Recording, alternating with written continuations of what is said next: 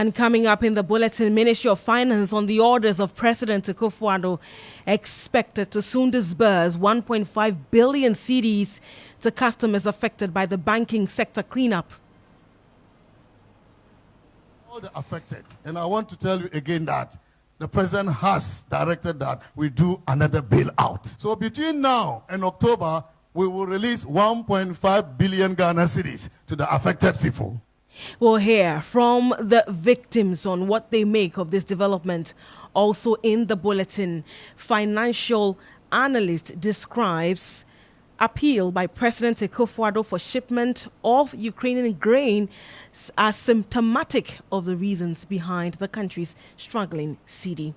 And later on, West African Examination Council says it's still processing warrant of 47.125 million cedis part payment received from the government as it allays fears that this year's BEC is in limbo.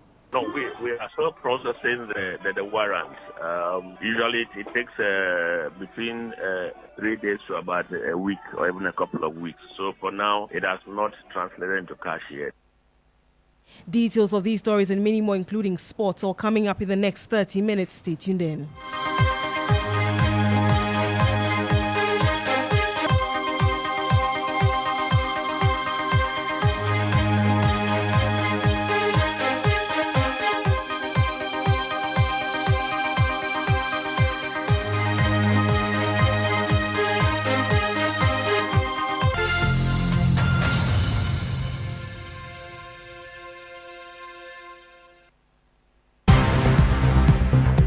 Star News is coming to you live on Ultimate 106.9 FM in Kumasi, Empire 102.7 FM in Takrady, Zeps 95.9 FM in Zebila, Nissim 100.1 FM in Lamshao, My Star Radio in the USA.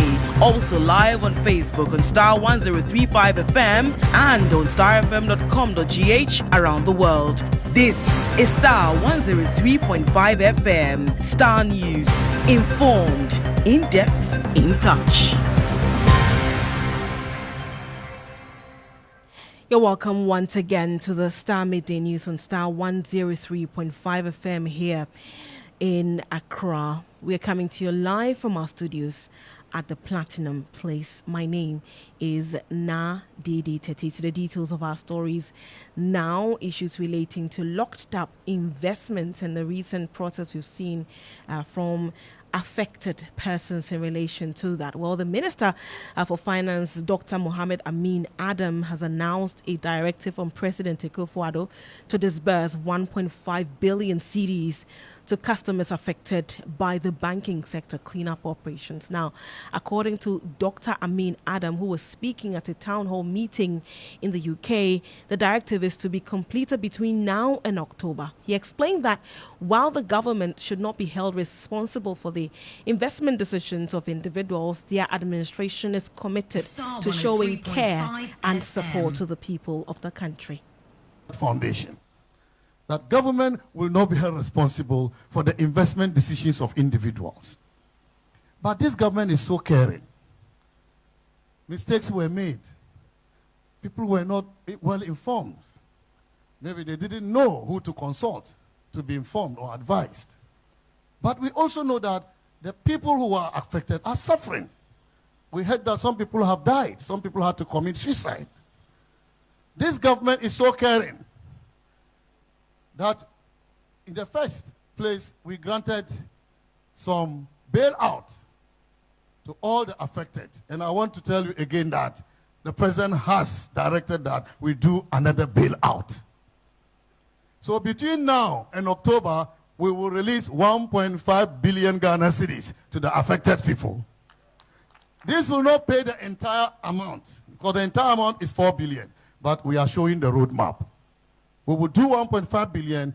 Inshallah, Dr. Baumia will come as the president and we will do all the rest. But as we do it, we are also cautioning you. Just as we have responsible banks, we also have bad banks. You will say that the regulators must ensure that we don't have bad banks. But in every house, there is a Mensa. So we also have to watch out. We have to watch out. Let's study them. Let's assess them. Let's seek the advice of, financial advisors before we decide where to invest and how much to invest. And may God bless all of you. So that is the Finance Minister, Dr. Mohammed Amin Adam. Let's go over the telephone line and speak to Dr. Edu Anani Entry. He's a convener of the Locked Up Investment Holders Forum. He joined us over the telephone line. Thank you so much, sir, for joining us here on the Starr Midday News. So how do your members feel about this announcement coming from the sector minister, the finance minister, that there's been a directive from President Akufo-Addo for them to release 1.5 billion cedis to settle, part of the locked up, your investments that have been locked up in some of these banks. He says the total sum is about 4 billion, but this is on compassionate grounds. After that, should there be a continuation of the government, they would add the rest to it. But what do your members feel about this? Well, thank you. We don't have the details of what is being said. All that I have read is that the government is releasing 1.5 billion. And this is part of what the budgetary allocation was. In the budget, they made an allocation for 4 billion.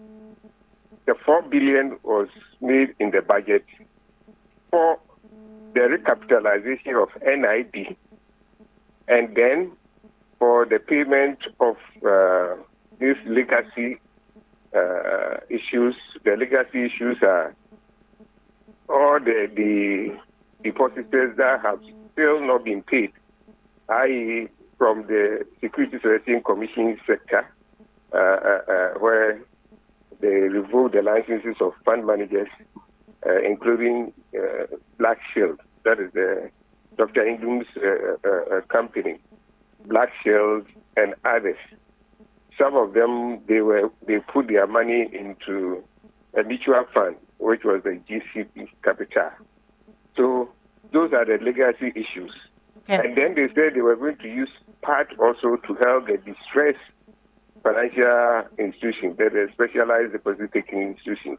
We are at the distress. We are part of this distress financial institution that has been declared insolvent. Then the government said he was using 2.3 billion out of the 4 billion to recapitalize NID. If government does, as soon as government has done that, then there is a balance of only 1.7 billion to be used for this legacy, and then for part also to be used for the distress. But I believe, even though government hasn't brought up the figures, I believe that the legacy ones, the Kwesindum ones, Kwesindum's group, its company, Black Shield, and other fund managers whose licenses were revoked, the depositors that are with these institutions, I believe that even that 1.7 cannot cover. We don't have the figures, but I believe it cannot cover all the legacy issues, let alone have some to come and bail out we those who are with these distressed financial institutions whose licenses are yet to be revoked. So the government should come out clearly and let us know where these funds are going, because we believe the funds are insufficient to cover those whose funds has been the revoked institutions, the licenses that has been revoked for these institutions that are yet not being paid, which is traveling over 4 or 5 years that government promised to pay. So your concern is that the money is not sufficient, and you do not think that it will not get to you. It will not even cover us at all. It cannot even cover, I believe, it cannot cover those licenses whose licenses has already been revoked. Those licenses, companies whose licenses has already been revoked, their depositors has not been paid. And this 1.5, I believe, cannot even cover all the depositors of the revoked, the collapsed financial institutions. All right, so going forward, those of us whose institution has not been dissolve or revoke. But you also are in distress. You think that this will not get to your turn? Distress.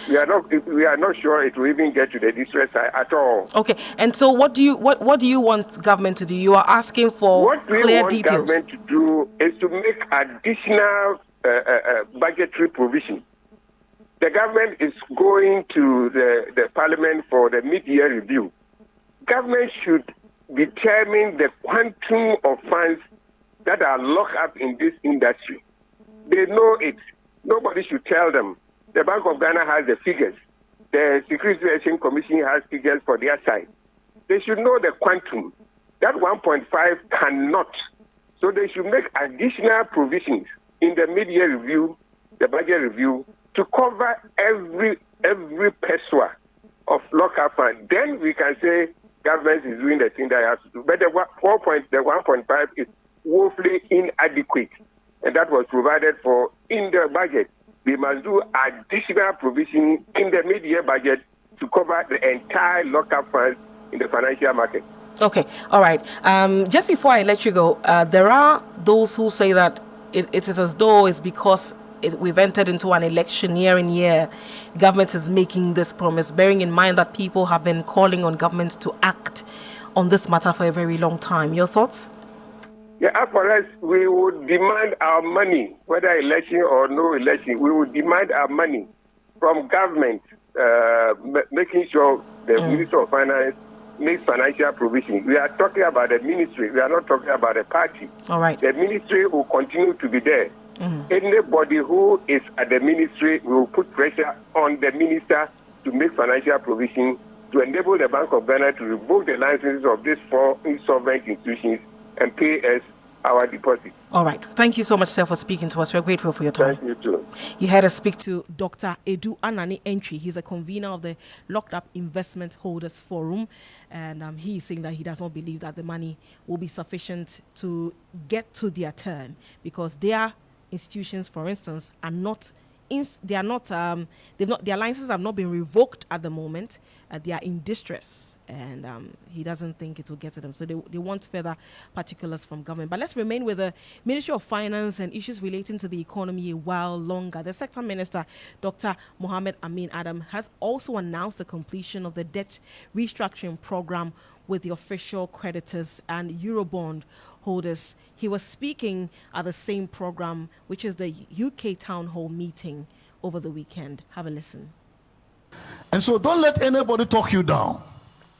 You should raise your head up, and you know that your government is doing the right thing. We are bringing the economy back. Our president said that we know how to bring the economy back, and that is exactly what we are doing. The good news, many projects had to stall, because when we decided to go to IMF, one of the conditions was that Ghana had to do what we call debt operation. We had to go and restructure our debts, because our debts were considered unsustainable. I want to announce, for those of you who are interested in the debt restructuring, which has become Ghana's most difficult problem for the past 2-3 years, we are bringing it to an end. We are bringing the debt restructuring to an end. Last 2 weeks, we concluded negotiation with the official creditors, and we've agreed to restructure $5.1 billion. And I'm telling you, your government is good in negotiation. Of the $5.1 billion, we are going to make a savings of about $2 billion. As I speak to you, tomorrow morning, there will be an announcement that we have also concluded our negotiation with the Eurobond holders, $13.1 billion. And ladies and gentlemen, when we announce it, please read the details.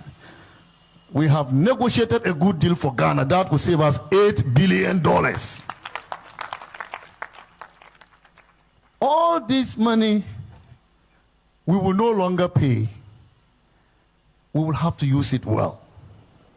You had the Minister for Finance, Dr. Mohammed Amin Adam there. You heard him talk about the announcement. We are waiting patiently for that announcement to be made. Once it is made, we'll definitely bring that to you right here on Star 103.5 FM. Let's move away from the finance ministry, but still issues relating to the economy. This time around, President Akufo-Addo, his utterances is drawing some reactions. Well, financial analyst and banking consultant Dr. Richmond Ituahene has described President Akufo-Addo's appeal for grain shipments from Ukraine to Ghana as symptomatic of the reasons behind the country's struggling currency, the cedi. The president, during his visit to the Ukraine Peace Summit in Switzerland, lamented the effects the Russia-Ukraine war is having on Ghana's economy. Have a listen. Ghana was one of 28 African countries who joined the global majority at the General Assembly of the United Nations in condemning the Russian act of aggression. Great power, hegemony, and domination of the world, and continued to view Russia's invasion and acts of aggression. Conflicts. Consideration is given to the disruption of global trade, supply chains, lines, and the blockade of the Black Sea have had devastating impacts on our economies, on our standards of living. High inflation, skyrocketing prices of foodstuffs have been some of the consequences of the invasion. And therefore, we have a vested interest. It is a global imperative, finding such a peace, which affects Ghana and I dare say the rest of Africa. You had the President Akufo-Addo, well, reacting to the president's comments in relation to the need for there to be Ukrainian shipment to Ghana. Banking consultant Dr. Richmond Ituahene, who is also a financial analyst, highlighted the president's remarks as one of the many difficulties contributing to the cedi's free fall. He spoke on the Morning Star with Francis Haben. The little said about the comments, the better. Let us not become import-dependent an economy. You see, the more you support them to bring their wheat or maize, what it means is that the economy will grow and you will become import-dependent economy. And you always go and beg. Why can't you do that? Can you go to Ivory Coast and say what you are saying here? No. Because they have diversified the economy so that it can stand. You won't travel to go and talk about maize or wheat. No. After all, Nigerians stopped importing wheat, if you don't know. About 2006, they use maize. They use maize bread. And according to the nutritionist, I'm told it is richer than wheat. So let us come out of this talk and begin to take action. That's why I told you, let it be a national discourse, not a political discourse. We have too many political discourse which do not help us. National discourse means that we gather everybody, forget about your political background, and let us share experience, best experience, and transform our economy. This is the country we belong to. So I think they should stop these things and begin to think like Ghanaians. Well, Dr. Ituahene is also not optimistic about government's confidence in turning around the tide with the expected funds following the agreement with Eurobond holders and the debt restructuring. We know we have always been dependent on this donor support. And if not donor support, we go to the euro to borrow to show the currency. But you see, the total demand, let me give you a statistics about oil alone. We have to import $400 million every month. Multiply 400 by 12, you're talking about 4.8 billion. That is the oil demand. We haven't gone into other commodities like pharmaceuticals and what have you. Unfortunately, we haven't managed the economy to be able to stand this depreciation. And there is no magic wand. You hear that the donors are giving us money. What even makes that money very dangerous for countries is that we are actually increasing our debt. You see, we are talking about debt restructuring. But if the donors should give you 1.5 billion to support the banking sector or whatever sector, it goes to compound our external debt. And that makes what we are doing very dangerous. Those of us who are in finance and banking and accounting will tell you that we are taking a very short-term approach to sustain the dollar, the cedi. So what it can support it in a short term, but it's not sustainable because it is not enough to support the demand. It's not enough at all. You had the financial analyst and banking consultant, Dr. Richmond Etiahene. This is still the Starr Midday News on Star 103.5 FM. Now to education. The West African Examination Council says it's still processing a warrant of 47.125 million cedis part payment received from government as it allays fears that this year's BECE basic education certificates examination is in limbo over government's indebtedness. Now, this follows the release of some 47.125 million cedis to the council out of the 93 million cedis debt owed it. Now, the council has, however, refuted claims by the majority chief whip and MP for Nsawam Eduejo Frank Anodompre that government has released 80 million cedis. Now, here's the Director of Public Affairs at WAEC, John Kapi, speaking to Star News a while ago. It will certainly hold if this warrant translates into money. But if the warrant does not translate into money, then it will not hold? Then we would not be able to. So what we can ask right now is for them to expedite action through the GIPMIS process so that it translates into cash for us to be able to go ahead and conduct the examination. In fact, it has had a number of effects on us. You know, we've subdivided our job into processes. We have the pre-examination process, the main examination stuff, and then the post-examination activities. Now, the pre-examination has to be procurement of items and then printing. Now, as we speak, we've managed to get some people to do the printing of answer booklets for us to the tune of 12.6 million, which we are yet to pay. We have also procured pencils to the tune of 1.146 million. We are yet to pay. And then we also procured bond paper that we use in printing at the printing press at 48 million that we are also yet to pay. Well, we were scheduled to speak to him for an update. Unfortunately, our calls to him have gone unanswered. But still on this issue, Executive Director of Education think tank Institute for Education Studies, IFEST, Dr. Peter Pate-Ante, has also been speaking to the issue.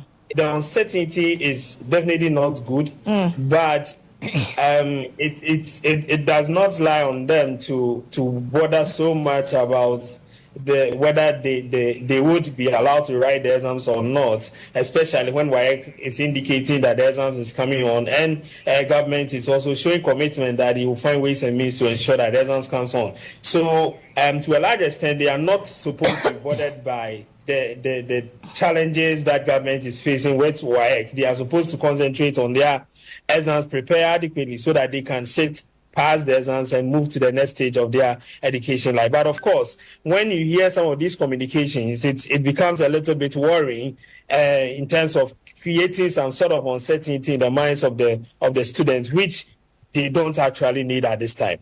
Be allowed to offset some of these debts, parents who can afford. That is a conversation that the government is not ready to have. Before this time, we know that parents used to pay for the registration of their awards in terms of what's your BEC. A government took it upon itself to do these kinds of payments, and that is why I still do not understand why they still always have to wait till the last minute to create all these kind of uncertainties. I don't think that government will make it government will allow parents to pay for this. Let me put it this way: I don't think government will allow parents to pay for this.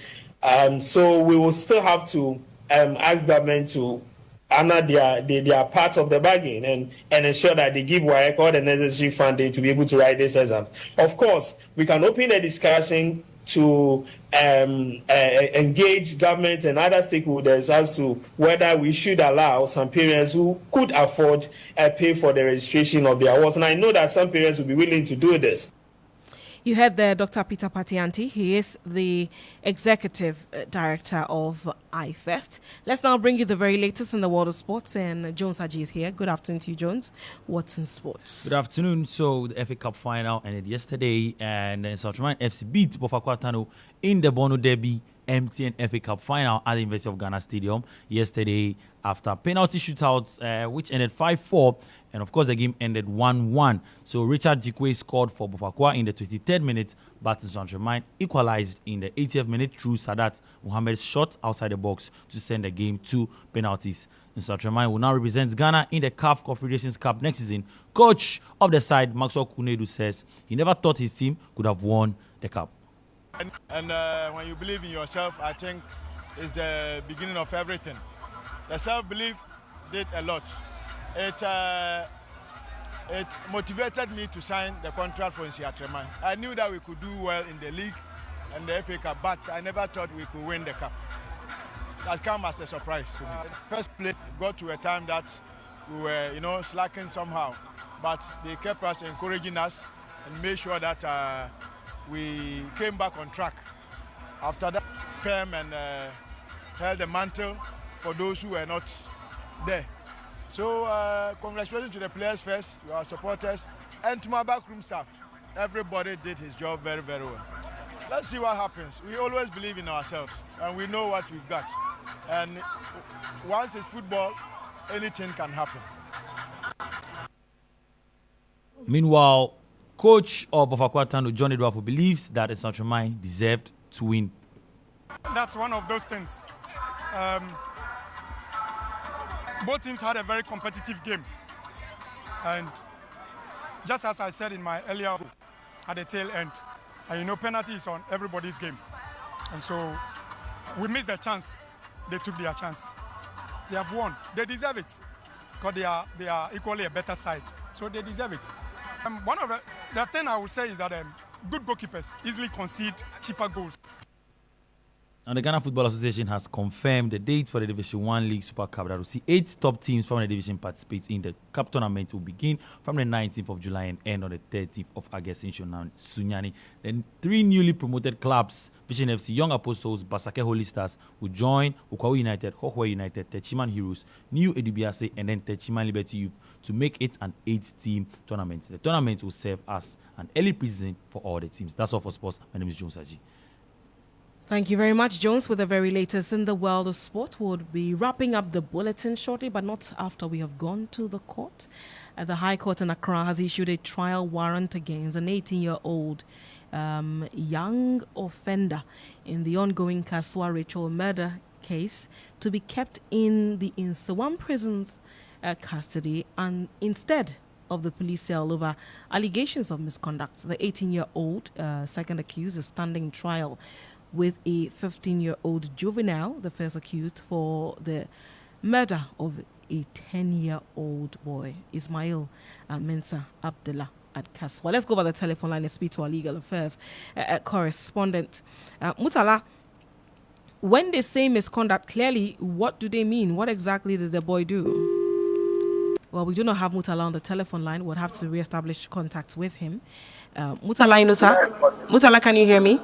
Hello, Naa Dedei, I can hear you. Yeah, so when the court says that, the prosecutors say that the boy has been engaging in misconduct, what exactly do they mean?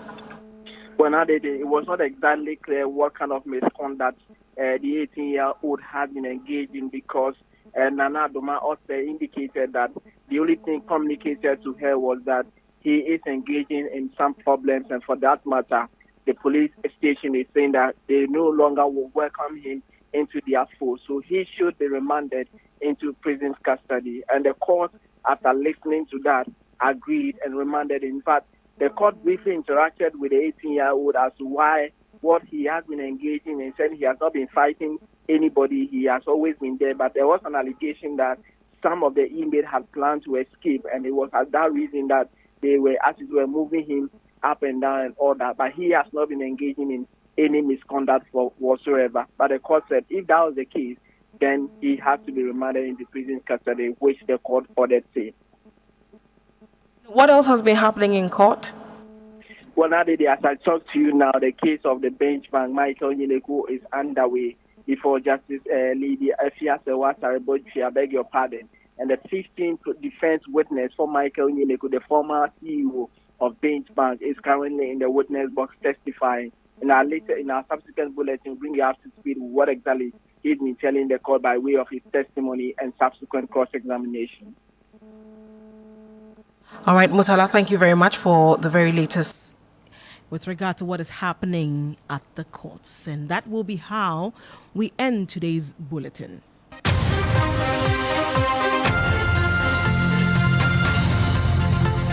For more news, do log on to starfm.com.gh. My name is Naa Dedei Tettey. Thank you so much for your company.